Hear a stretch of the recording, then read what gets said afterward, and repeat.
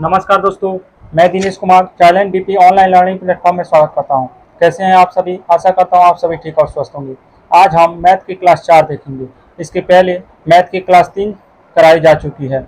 यदि कोई छात्र पिछली क्लास को नहीं देखे हैं, वे पिछली क्लास को भी देख लें। आइए क्वेश्चन को देखते हैं।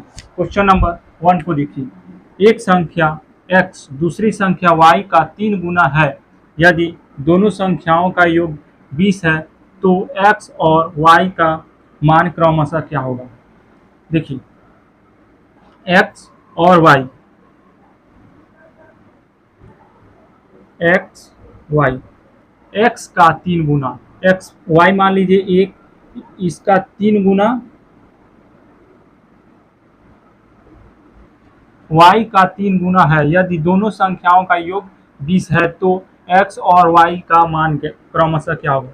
तो इस क्वेश्चन के लिए गो थ्रू ऑप्शन देखेंगे हम। यहाँ पे दिया हुआ है 8 से 12, 15 से 3, तो y के स्थान में 5 गुने 3, 5 3 15 और 15 और 5 20 हो जा रहा है, यानी ऑप्शन नंबर बी इसका राइट आंसर हो जाएगा। देखिए यहाँ पे 5 गुने 3 15 और बोला है दोनों संख्याओं का योग 20 है, तो 15 प्लस 5 यानी 20 हो जाएगा। और देखिए यहाँ पे ऑप्शन नंबर 3 दिया है, तो ऑप्शन नंबर 3 यदि x का 3 गुना बोला रहता तब ऑप्शन नंबर 3 सही होता, नहीं तो ऑप्शन नंबर बी इसका राइट आंसर है। आइए नेक्स्ट क्वेश्चन को देखते हैं। क्वेश्चन नंबर 2 को देखिए। यदि 9 के पावर 3, 9 के पावर 4 प्लस इस तरह है तो एक का मान ज्ञात कीजिए। देखिए इस क्वेश्चन को करने के लिए यहाँ पे है 9 के पावर 3, 9 के पावर 4, 9 के पावर 5, 9 के पावर 6, 9 का पावर 7 बट्टे का 9 के पावर 1 प्लस 2, 9 का पावर 3, 9 का पावर 4, 9 का पावर 5 1/2। इस क्वेश्चन में इसमें 9 का पावर 3 है, कॉमन कर लीजिए, तो यहाँ पे बच गया क्या 1 प्लस 9 का पावर 1 प्लस 9 का पावर 2 प्लस 9 का पावर 3 प्लस 9 का पावर 4।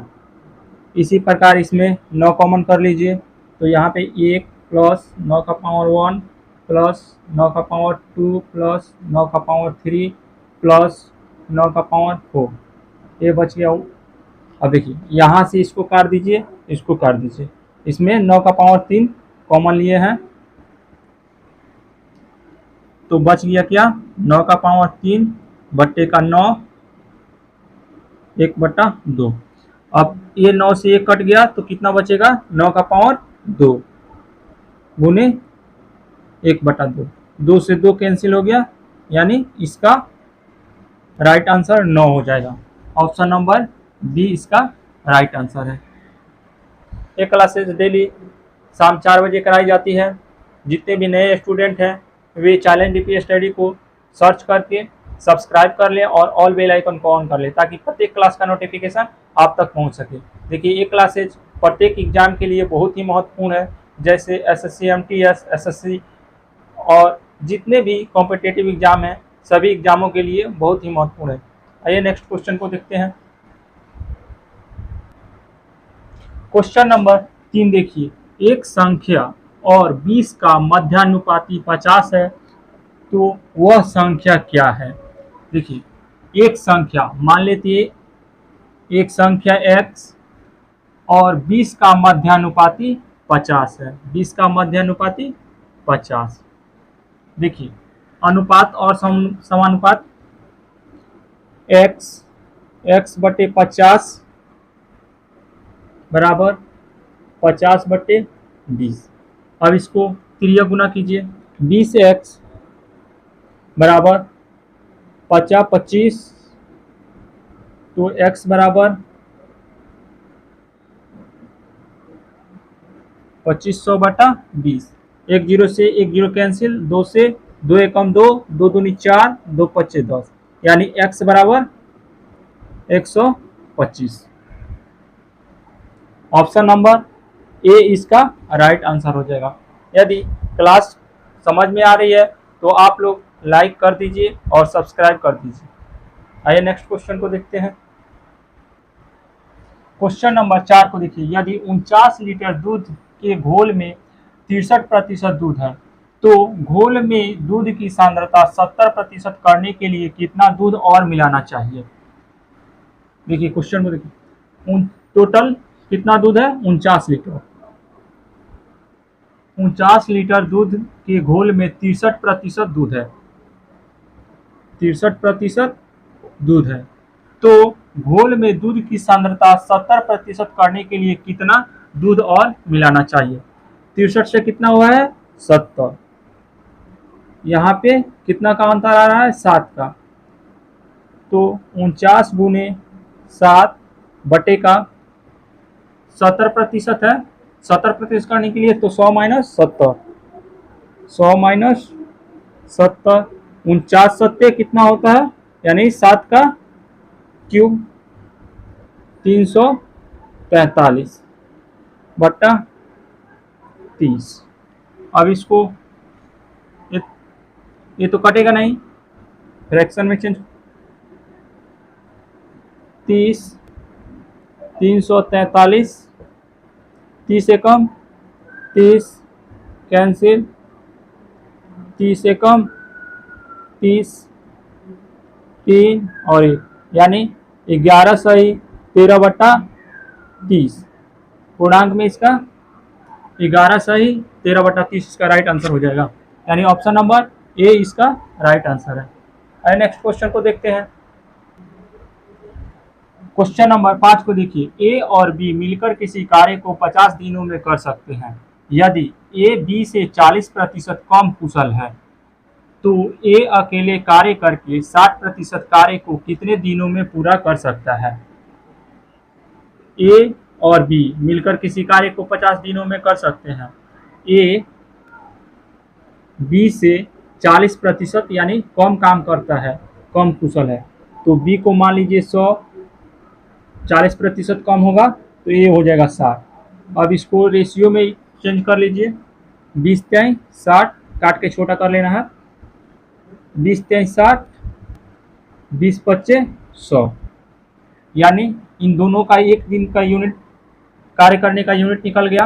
तो दोनों मिलकर के एक दिन में कितना यूनिट काम कर रहे हैं, 3 और 5, यानी इन दोनों को जोड़ने पे 8 यूनिट का काम कर रहे हैं एक दिन में।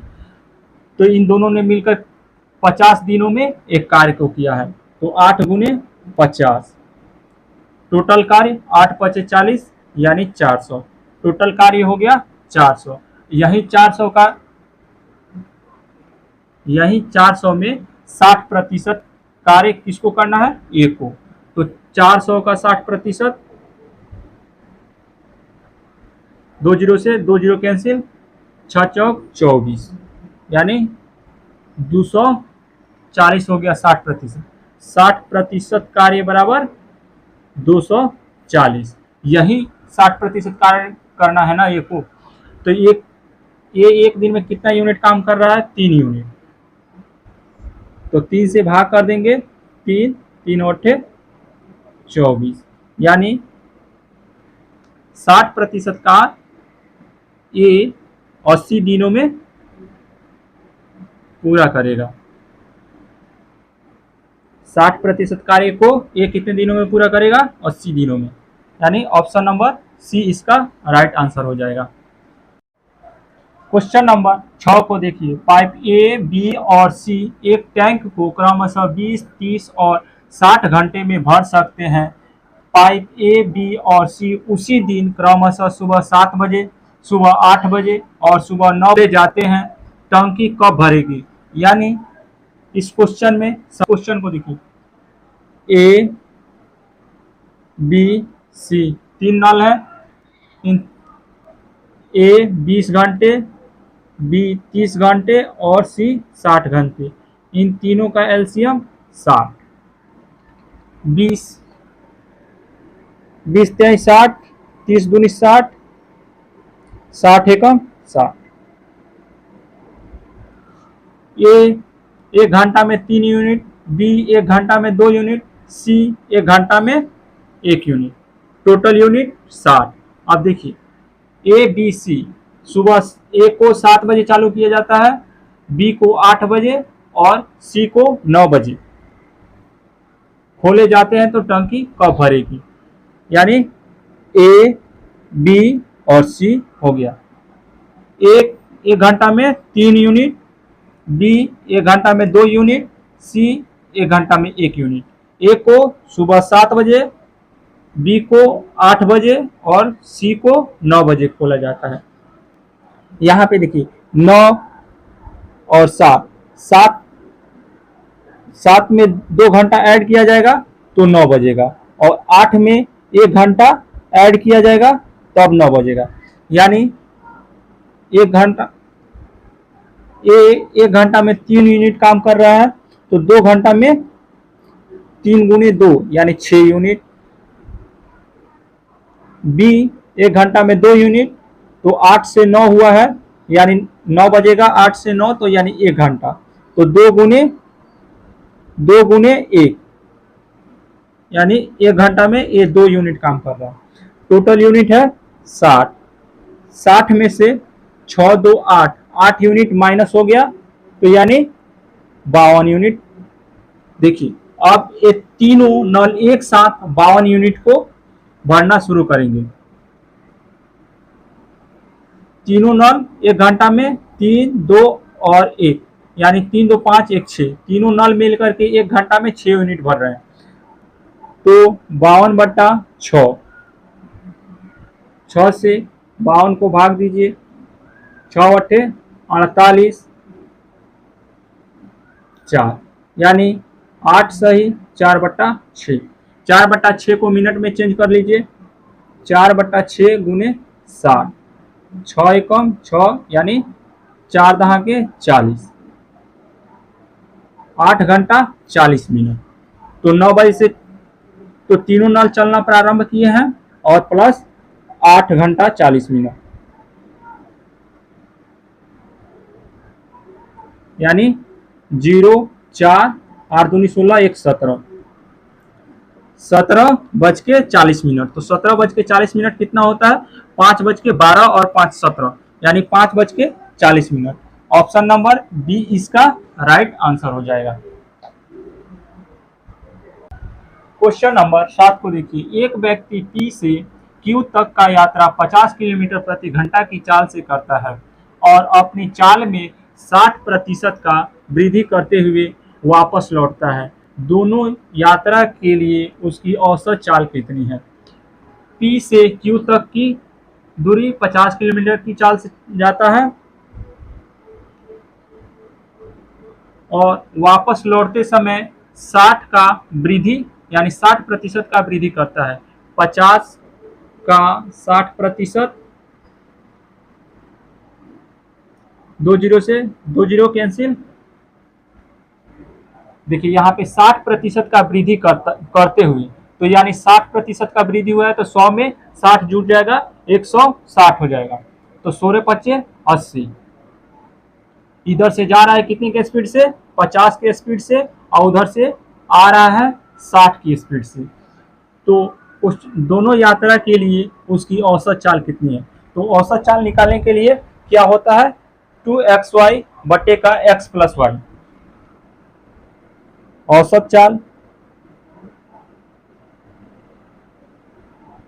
औसत चाल निकालने के लिए 2xy बटे का x प्लस वाई, 2 गुने 50 गुने 80 बटे 50 प्लस 80, 8 पचे 40,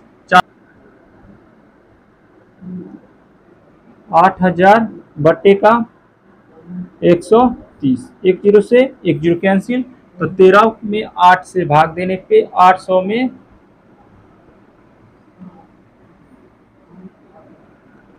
13 छक 78, 2 जीरो, 13 एकम 13, 7.0, 13 पच्चे 65 5 13 त्याई 39 11 यानी 61.53। ऑप्शन नंबर डी इसका राइट आंसर हो जाएगा। आइए नेक्स्ट क्वेश्चन को देखते हैं। क्वेश्चन नंबर 8 को देखिए, यदि किसी भिन्न के अंश में 50% की वृद्धि की जाए और उसके हर में 28% की कमी हो जाए तो भिन्न का मान 25/36 हो जाता है, तो मूल भिन्न ज्ञात कीजिए। देखिए, यदि किसी भिन्न के अंश, तो मान लेते हैं x/y एक भिन्न हो गया, अंश में 50% की वृद्धि, तो 50% की वृद्धि यानी 100 में 50 ऐड होता है तो 150% की वृद्धि हो गया,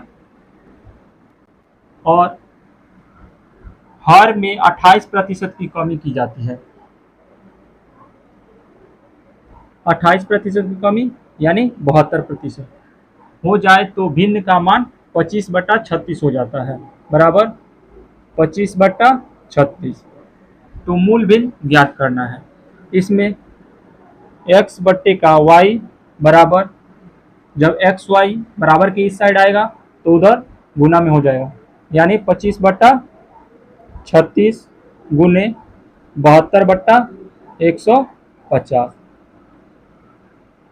अब इसको 36 से कम 36, 36 गुना 72, 25 से कम 25, 25 छक 150।